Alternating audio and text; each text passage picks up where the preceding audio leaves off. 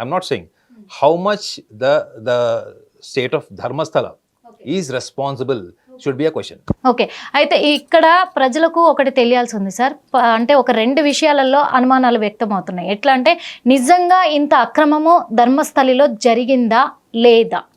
ఏది 20 సంవత్సరాల క్రితం అంటే అక్కడ ఆలయంలో ఉన్న కొంతమంది అక్కడ మేనేజ్మెంట్ వాళ్ళే ఈ అక్రమాలకు పాల్పడుతున్నారు. ఎందుకంటే కొంతమంది అవయవాలను అమ్ముకునే ప్రయత్నం చేసి హతమార్చారు, కొంతమంది మీద వ్యామోహంతో అత్యాచారానికి పాల్పడి హతమార్చారు అని చెప్పేసి ఆ పర్సనే చెప్పడం జరిగింది, ఆ కార్మికుడే చెప్పడం జరిగింది. అందుకే ఇక్కడ ఏంటి అంటే నిజంగా వాళ్ళు ఇలాంటి హత్యలకు పాల్పడితే గనక అంటే ఇంత అక్రమం జరిగింది జరగలేదు అనే దాని మీద అనుమానం వ్యక్తం అవుతుంది ప్రజలకి. నిజంగా జరిగి ఉంటుందా?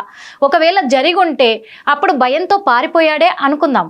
ఇన్ని సంవత్సరాల తర్వాత తిరిగి వచ్చి ఏం చెప్దాం అనుకుంటున్నారు, ఏం తెలియజేయాలనుకుంటున్నాడు ఆ వ్యక్తి అనేది అనుమానం వ్యక్తం అవుతుంది. అంటే ఎవరైనా దీని వెనకాల ఉన్నారా? అప్పుడేమో వాళ్ళందరికీ భయపడి పారిపోయాడు, అప్పుడు చంపేస్తామన్నారు. ఒకవేళ చంపే వాళ్ళు ఇప్పుడు కూడా చంపేస్తారు కదా తనని, ఇప్పుడు కూడా చంపేస్తారు. అలాంటిది ఆ ధైర్యంతో ఎలా వచ్చాడు అంటే ఏంటి తన వెనకాల, తను ఏం తెలియజేయాలనుకుంటున్నాడు అనేదే ప్రజలకు అనుమానం ఉంది. నేను అందుకే చెప్తాను మేడం, మనము ఒక నిర్ధారణకు వచ్చి విశ్లేషిస్తే అదే నిర్ధారణ వైపు విశ్లేషణ వెళ్తుంది. నిజంగా ఇదంతా ఇన్ని హత్యలు జరిగాయి అంటారా? నిజంగా ఇంత అక్రమం జరిగి ఉంటుందంట మేడం. ఇప్పుడు ఈ రోజు వరకు అయితే ఒక్క ఎవిడెన్స్ ప్రొడ్యూస్ కాలేదు.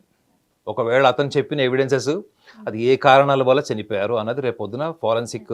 ఎందుకంటే ఇందాక మీరు ఒక మాట చెప్పారు, తను ఇక్కడ నుంచి పారిపోయే ముందు చివరిగా స్కూల్ పాపది డెడ్ బాడీ ఉండే, మళ్ళీ వచ్చిన తర్వాత కూడా అదే అస్థికలు తీసుకొని వచ్చాడు అని చెప్పేసి. అంటే అంతకుముందు పాతి పెట్టిన వాళ్ళే కూడా ఉంటాయి కదా, కానీ ఇప్పటి వరకు ఎవరివి చూపించలేదు.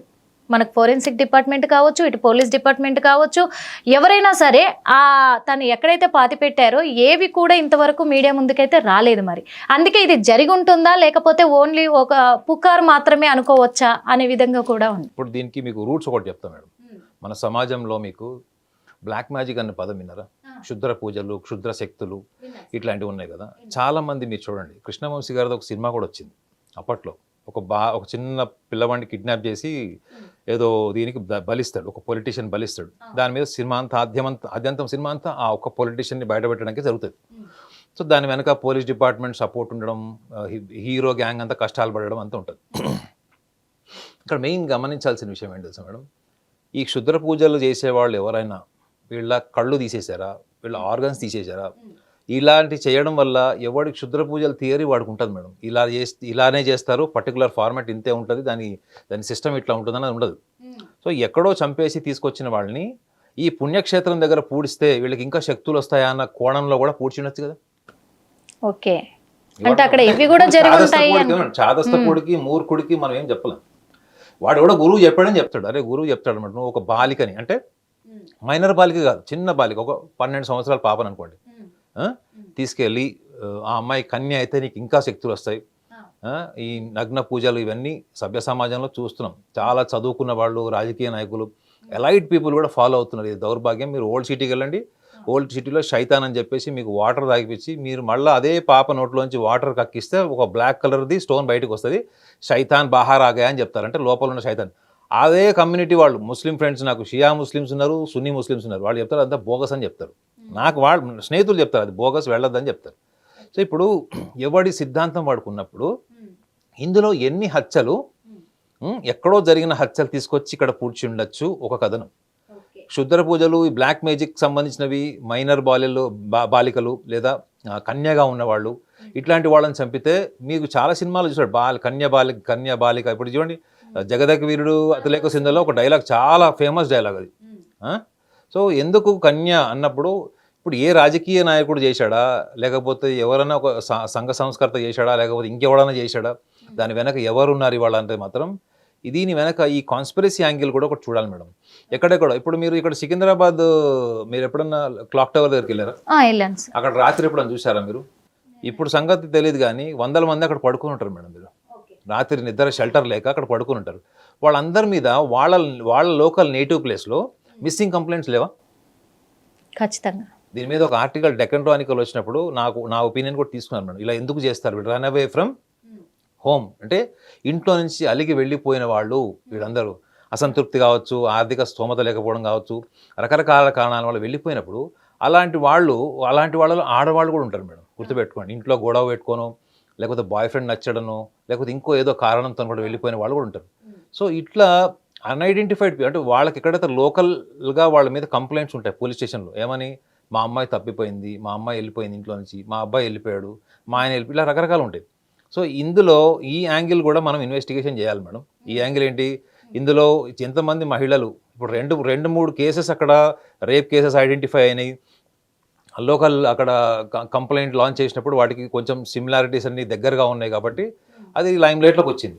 కానీ అక్కడ ధర్మస్థలం దగ్గర డెడ్ బాడీస్ పూడ్చడం అన్నది ఇతను చెప్పిన కోణం ఒకటే కాదు మేడం. ఇతను చూసినవి కొన్ని డెడ్ బాడీస్ ఇతను చూసిండొచ్చు, అతన్ని నేను అబద్ధం చెప్పాడని నేను అనట్లేదు.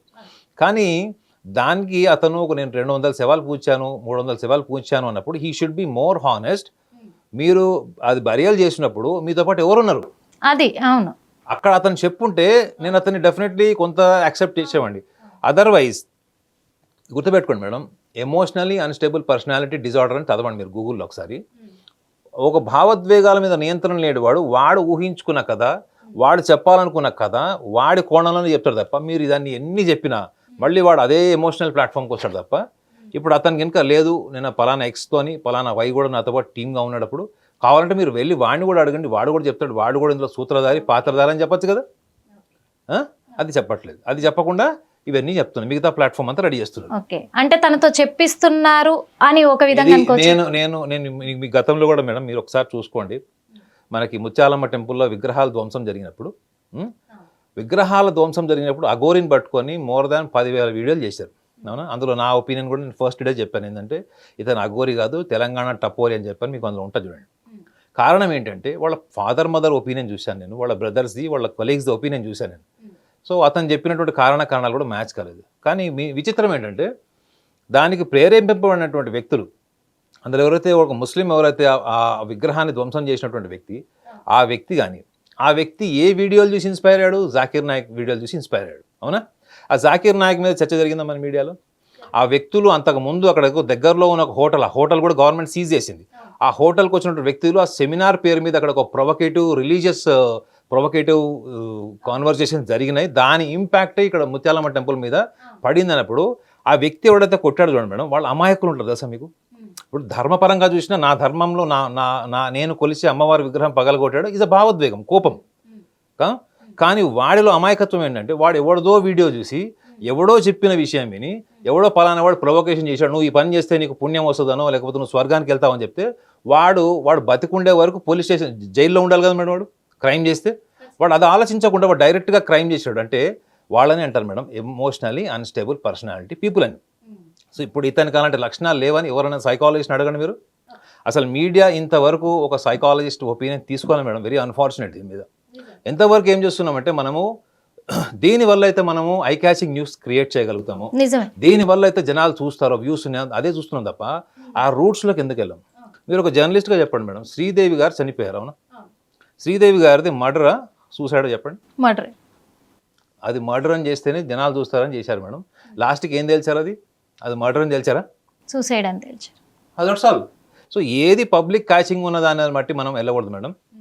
రెండోది నా ఫస్ట్ అండ్ ఫార్మోస్ట్ నేను ఆ ఫస్ట్ వీడియో చూసినప్పుడే నేను అనుకుంది ఏంటంటే ఫస్ట్ ఇతని మీద ఎందుకు ఇన్వెస్టిగేషన్ జరగలేదు. రెండవది ఇతన్ని ఫస్ట్ డిపార్ట్మెంట్ ఆఫ్ సైకాలజీకి ఎందుకు పోలీస్ డిపార్ట్మెంట్లోనే ఉంటారు మేడం. పోలీస్ డిపార్ట్మెంట్లోనే మీరు వాళ్ళకి ప్రొటెక్షన్ ఇచ్చి సైకాలజిస్ట్ని సైకియాట్రిస్ట్ని పిలిపించి వాళ్ళ ఫ్యామిలీ హిస్టరీ చూస్తారు మేడం. మొత్తం ఇతని తండ్రి ఏం చేశాడు, ఇతని భార్యతో జీవితం ఎలా ఉంది, అసలు వీళ్ళ కుటుంబ సభ్యులు హ్యాపీగా ఉన్నారా లేదా, భార్య మీద కుటుంబంలో ఏమైనా సమస్యల వల్ల ఏమైనా ఇతను బాగా డిస్టర్బ్ అయిపోయాడా, తను భార్య మీదనో లేదా స్త్రీ వల్ల ఏమన్నా డిస్టర్బ్ అయిన వాడు ఆ స్త్రీని ఎలా చూశాడు, ఆ టైంలో అలా అప్పుడు అలా రియాక్ట్ అయి ఉండొచ్చు, అంటే ఆడవాళ్ళని చూసి ఆనందపడి ఉండొచ్చు లేదా బాధపడి ఉండొచ్చు. కానీ ఆ తర్వాత అది ఏ కారణం వల్ల అతను తన కుటుంబ సభ్యులకు ఏదో అన్యాయం జరిగిందో లేకపోతే ప్రకృతిబద్ధంగా అంటే విధి వక్రించని అంటారు మన దగ్గర, మా అమ్మాయి హ్యాపీగా లేదు బహుశా ఇవన్నీ అప్పుడు నేను చేసినందుకే అయినాయి అనేటువంటి గిల్ట్ అనేది చాలా పెద్ద పదం మేడం. ఎందుకంటే ఆ లెవెల్ శవాలు పూడ్చిన వాడు గిల్ట్ ఫీల్ అయ్యేవాడు వాడు ప్రాణభయం ఉండదు మేడం. వాడు చనిపోయినా పర్లేదు, నేను సమాజం ముందు నుంచుంటా, నాకు దమ్ముంది, నేను ఫేస్ చేస్తాను అనే స్థాయికి వెళ్ళేవాడు నిజంగా guilt. పిల్ల రియలైజ్ అవ్వాలన్న ఇన్ని సంవత్సరాలు పట్టదు కదా, ఎప్పుడో రియలైజ్ అయ్యాడు. మేడం రియలైజేషన్ అంటే, గిల్ట్ అంటే ఏదో మనం సోషల్ మీడియాలో ఒక టైటిల్ పెట్టుకోవడం కాదు మేడం. అది గిల్ట్ అంటే అన్ని శవాలు పూడ్చిన వాడు, అంతమందిని అంత అబ్నార్మల్గా చూసినవాడు, మహిళల్ని చూసినవాడు, వాడికి కూడా ఒక స్టేట్ ఆఫ్ మైండ్, వాడికి ఒక కండిషన్, సైకలాజికల్ బ్రేకప్ ఉంటుంది, వాడు కూడా మెంటలీ డౌన్ ఉంటాడు, పానిక్ అయిపోయి ఉంటాడు. సో వాళ్ళకి కూడా నువ్వు ఎటువంటి మానసిక స్థితిని అతను కుటుంబం నుంచి తీసుకొచ్చాడు, కుటుంబ నేపథ్యం ఎలా ఉంది, అతను గతంలో ఏమన్నా అబ్నార్మల్గా ఏమన్నా చూశాడా? హిట్ టీవీ యాప్, ఇందులో short news, live news, entertainment shows, movies, digital magazines తో పాటు మీ జిల్లా వార్తలను కూడా ఫ్రీగా చూడొచ్చు. ఇంకెందుకు ఆలస్యం, వెంటనే హిట్ టీవీ యాప్ ని డౌన్లోడ్ చేసుకుని ఫ్రీగా ఎంటర్టైన్మెంట్ పొందండి. Hit TV app. Hit TV app.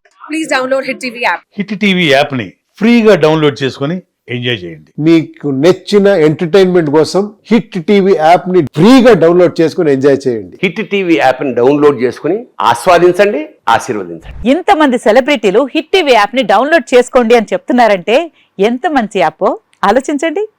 America అమెరికాలో చదవాలనుకునే వాళ్ళకి విశ్వసనీయమైన పేరు మన శౌర్య కన్సల్టెన్సీ. UK లో 1 year masters, UK లో 1 year masters, 2 years work permit up to 5 years visa. Contact Saurya Consultancy. Contact 89851 89851.